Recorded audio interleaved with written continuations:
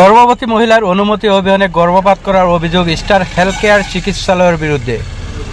ঘটনাটি সংঘটিত হয়েছে হুজাৰ ব্যক্তিগত খণ্ডৰ চিকিৎসালয় স্টাৰ হেলথ কেয়াৰত।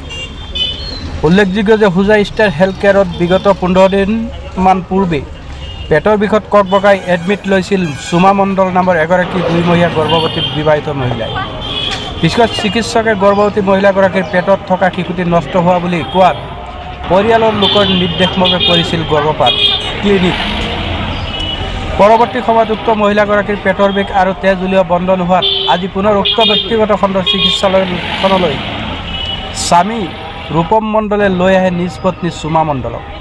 পিছতে চিকিৎসকে সুমা মণ্ডলক পুনৰ গৰ্ভপাত ৱাছ কৰাৰ অভিযোগ। তাকে লৈ চিকিৎসক তথা চিকিৎসালয়খনৰ বিৰুদ্ধে সুমা মণ্ডলৰ স্বামী ৰূপম মণ্ডলে হুজাই আৰক্ষী থানাত দাখিল কৰে এজাহাৰ। অভিযোগ সুমা মণ্ডল তথা পৰিয়ালৰ অনুমতি অবিহনে গৰ্ভপাত কৰোৱাৰ। চাওক এই প্ৰতিবেদন। আমি ওয়াশ করাবো না স্যার আমার কালকেই কইছে মেডিসিন দিবানি চেরাই খাও ওয়াশ করাবো। আমি কইছি একবার ওয়াশ করা দিয়েছি 24 দিন হয়েছে মাত্র, আবার ওখানে ওয়াশ করাবেন। আমার শরীর বহুত কমজোরি, আমি ওয়াশ করাবো না। স্যারে কইছে না ওয়াশ করাবো না, তোরা চেক আপ করে দিবি, চেক করে দিবি খালি কইছে। ভিতরে নিচে ওখানে নিয়ে চেক করার জায়গাতে আমি স্যারেরও কইছি স্যার আমার চেক করবেন বলে কইছেন। লগে আমার জালেরে নিয়ে এসেছি, ঘরের ফ্যামিলি মানুষ লেডিস ঢুকতে দিব দেখে লেডিসও নিয়ে এসেছি আমরা ওয়াশ করা দিন না করে।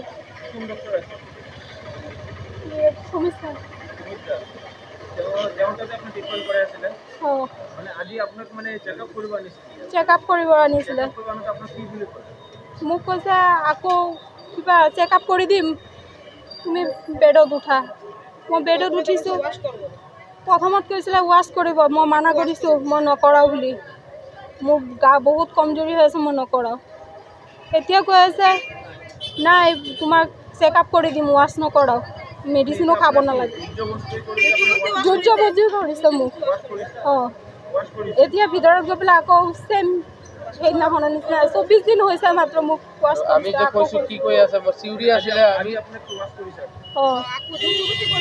মোৰ মানে করতে লাগবো করুমেই করব সব করব যা করতে লাগে জবাব দিতে লাগবো।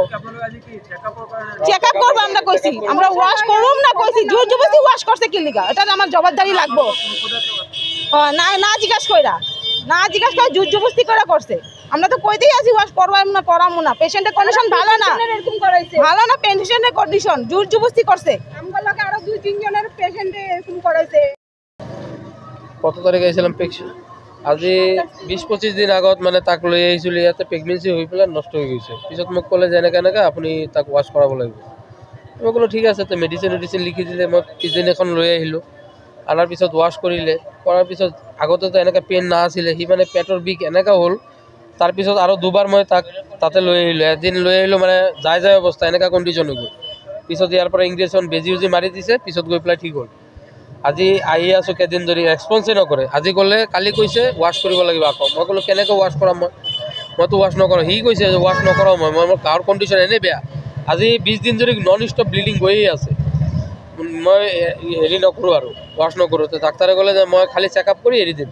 ক'লে ছাৰক আপুনি চেক আপ কৰিবলৈ ইয়াতে পাৰে? কয় নাই, তই কালি ৰাতিপুৱা লেবাৰ ৰুমত আহি যাবি, মই তাতে চেক আপটো কৰি দিম। ৰাতিপুৱা আহিছোঁ, তেতিয়া সি লেবাৰ ৰুমৰ পৰা তলত নামি গ'ল। বোলে সন্ধিয়া টাইমত লৈ গৈছোঁ। এতিয়া ক'লে যে ঠিক আছে চেক আপটো কৰিবলৈ ভিতৰত লৈ গ'ল, কৈ পেলাই আমাক নোসোধাকৈ সি ৱাছ কৰি দিলে। সুমিত ছাৰ। মইতো এতিয়া বিচাৰোঁ তাৰ যদি কিবা হয়তো কোনে দায়িত্ব ল'ব এইটো, আৰু মই থানাতো এজাহাৰ দিম।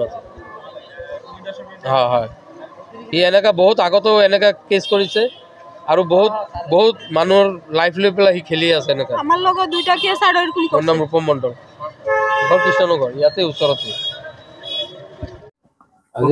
আজি মানে চেক আপ কৰাব কথা কৈ পেলাই সি আমাক নজনোৱাকৈ এনেই মানে ৱাছটো কৰি দিলে। সিও মানা কৰিছে মোৰ ৱাইফে যে মই নকৰাওঁ ছাৰ, আৰু তাৰ গাটো ইমান বেয়া।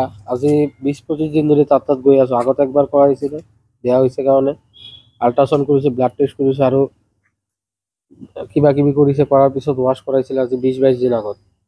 তাৰপিছৰ পৰা পেটৰ বিষ আৰু ব্লিডিঙে নকমে, আৰু ডেইলি গৈ আছোঁ তাত। আজি কি হৈছে? আজি চেকআপ কৰাৰ কথা কৈ পেলাই তাক জবৰদস্তি ৱাছ কৰি দিলে। সকলো পাৰ্মিশ্যন লৈছিলে? নাই পাৰ্মিশ্যন লোৱা নাই। কোনে কৰিছে? সুমিত ছাৰে, কোন হস্পিটেল? Star health care. তেওঁ কি আগতো তেনেকুৱা কৰিছিল? আগতো বহুতবাৰ কৰিছে, আমাৰ ঘৰৰ ওচৰৰে। আগতো বহুতবাৰ আমি এইটো মানুহৰ পৰা শুনিছোঁ, ৰিপৰ্টো পাইছোঁ। আজি মোৰ লগতো এনেকুৱা কৰিছে।